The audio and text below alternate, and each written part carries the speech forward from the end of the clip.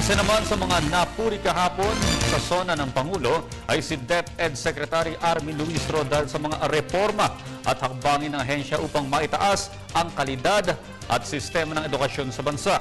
Ngayon na rin ang tama nitong pagdidesisyon. Katunayan nga ay ang pagbili nito ng mga libro sa murang halaga. Sa edukasyon naman po, ang layunin nating itaas ang kalidad ng kaalamang natututuhan ng kabataan upang matapos mag-aral ay mapanghawakan nila ang mga oportunidad na bubukas sa ating lipunan natupad po.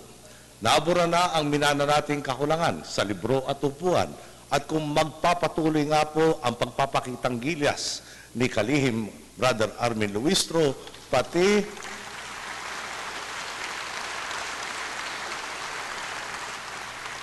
po ang kakulangan sa silid-aralan ay mabubura na rin sa taong ito. Ang magandang balita pa, may kakayahan na tayong paghandaan ang magiging pangangailangan dahil sa K-12 program.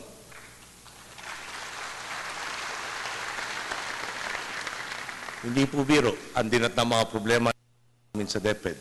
Isipin po ninyo, kada isang textbook pinepresyohan dati ng 58 pesos.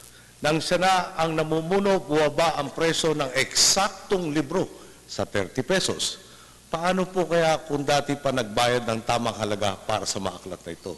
Kung natipid natin ang diferensyang 28 pesos at may 5 textbook ang bawat sa isang tinatayang 20.7 million na estudyante sa ating public school system, ang katumbas nito, halos 2.9 billion pesos.